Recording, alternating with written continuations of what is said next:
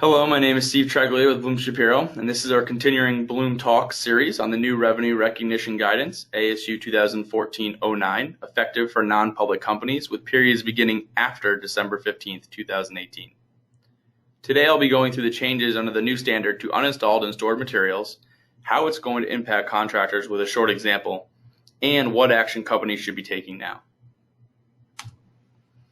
This slide has all of my contact information, so please feel free to reach out with any questions that you may have. And let's get into the changes with uninstalled and stored materials. While the title of the presentation and slide refers to uninstalled and stored materials, the actual standard doesn't specifically identify these items. Instead, it essentially states that any cost incurred that is not proportionate to the entity's progress in satisfying the performance obligation may be best depicted by adjusting the input method to recognize revenue only to the extent of that costs incurred. This is basically saying you should be recognizing a zero margin for these types of costs. In addition, the standard also states that costs incurred must meet the following criteria to be treated this way.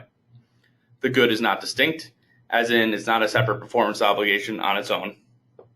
The customer is expected to obtain control of the good before receiving services related to the good. Cost of transfer good is significant relative to the total contract. The key here is relative to the total contract. This is going to have some judgment involved. If you decide that it's not significant to the contract, you should be prepared to support that position. For example, if a contractor buys a $10,000 sign that is the last thing to be installed on a building, it's probably not material to the job and can be treated as a regular job cost, even if obtained months in advance. But if this sign was $250,000, and the total cost of the entire job is only $1 million, then it probably fits into the criteria and should be considered. And lastly, if the entity procures the good from a third party and is not significantly involved in designing or manufacturing the good. If the contractor is involved in the design or manufacturing of the good, the argument would be that there's work towards the installation of this project already done, and thus the costs incurred are towards the progress at the completed project, and it would be appropriate to recognize a gross margin. An example I've already come across in some of my jobs is on steel clients. They typically will purchase steel and fabricate it themselves, and then they'll let it sit on the job site, and because they've actually performed the fabrication, that's considered a step towards the progress of completing the contract, and these would be allowed to be recognized as costs, so they wouldn't fit under this criteria. The next slide, we're going to go through a little more detailed example as well. All right, below is an example.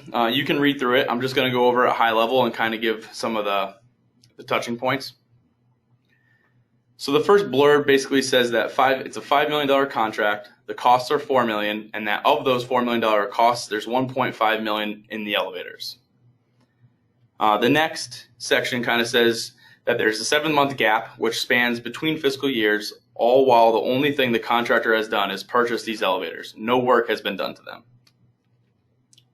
So the last blurb kind of summarizes that because there has not been any work to the elevators, the entity concludes these can't be part of the measure of progress, as it would overstate their performance and recognize too much revenue. Instead, they would record the $1.5 million of costs and recognize $1.5 million of revenue, essentially being a zero margin. So from a job cost schedule perspective, the easiest way to account for this might be to have a separate line item for uninstalled materials and stored materials where costs equal revenues, or a 0% margin. Then once that material is installed or work has been performed to it, then you can move that line item back up into your original job line item and recognize the correct margin on it. I think overall the important thing to remember is to make sure the costs meet the 4 criteria discussed in the previous slide.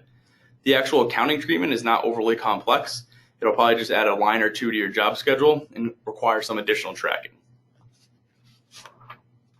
And going forward, right now, contractors should start to assess their current jobs and how they order to verify that they don't have large quantities of stored material sitting idle on jobs before they are installed. And if they are, should this material really be treated as inventory, which would alleviate this issue altogether. If you have any other questions at all, please feel free to reach out to me. My email is below, and please check out other revenue recognition resources and articles on the Bloom website in the link.